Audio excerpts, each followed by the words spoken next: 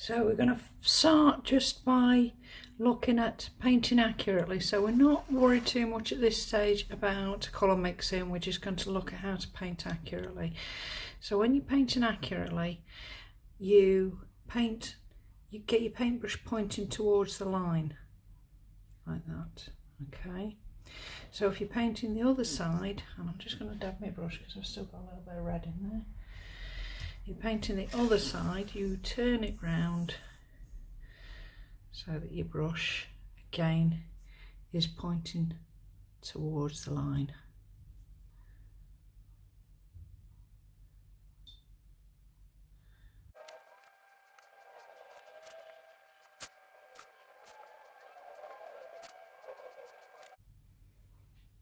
So now I'm going to show you about colour mixing, and we're going to try and make a mid purple to go on to this section just here. Now blue is a more intense colour, it's a darker colour, so you're probably going to need less blue than you are red to get a mid purple. So I'm going to get a couple of blobs of red and a small amount of blue. Now I may well add more to it, but because that blue is very dark, it will change quite a lot with a small amount. So don't go too much too quickly. I think that's getting nearly there. I might just test it on the edge of paper just to see what it looks like on the paper.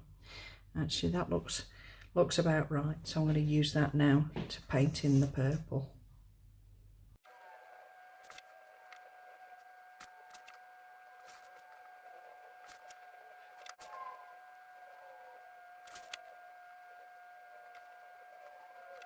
So now I want something between my purple and my blue.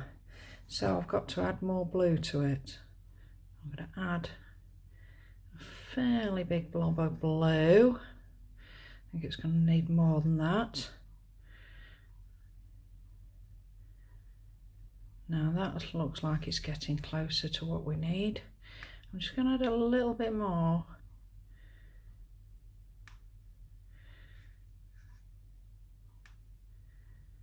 I'm a bit worried that that's not going to be quite enough to cover that area, so I'm going to add a bit more red and another decent blob of blue. Again, it's a bit too red still. A little bit more blue. Now that looks closer to what we need. Make sure it's thoroughly mixed.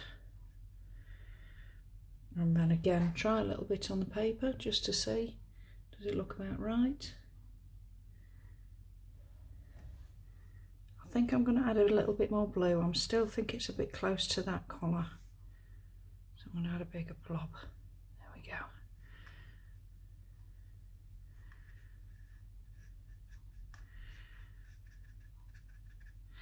Now I'm stabbing my brush a little bit, dabbing it like that, because you get a lot of paint caught up at the top there and you want to make sure that's not going to be changing the colour as you go along. So tap it like that.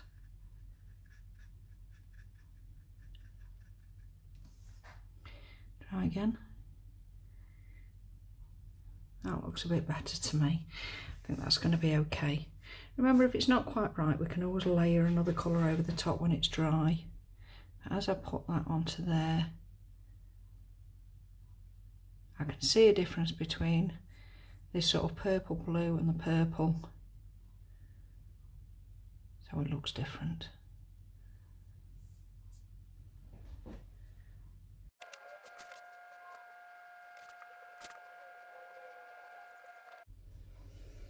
Okay, so here you can see I have made another purple that's much more blue to go over the top, layered that other colour that I had over the top of there, so I could make these both more blue than red.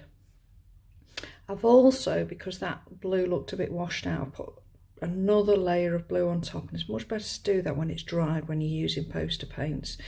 So that makes my steps between the different colours much better. So what you can do now is colour this one in yellow and then have a go at making a green, green yellow and green blue. I'm going to give you one more tip.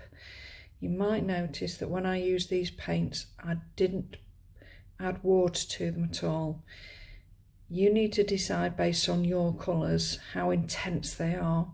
If they're very intense with lots of pigment, you might need to add a bit of water, but most of the time you're better just using them as they are and not adding any water to them. That way you get a better intensity of colour. So here it is complete. See, I've tested all the colours around there, trying to get them nice and even between each of the primary colours, so it gradually changes one colour to the next. You might also think about as you're going along, so when you've made a green, colour the green in. Here we've got the primary colours, blue, yellow, red, and we've got the secondary colours, purple, green and orange. So purple made with blue and red mixed, green made with blue and yellow mixed, and orange made with red and yellow mixed. And then we've got the complementary colours. Complementary are opposite on the colour wheel. So blue is opposite to orange, purple is opposite to yellow, and green is opposite to red. So down at the bottom here we have 3 examples of tertiary colours. Tertiary colours are a mixture of all 3 primary colours. So this one is all 3 but mainly red. This one again is all 3 but mainly yellow, bit of red and blue in there.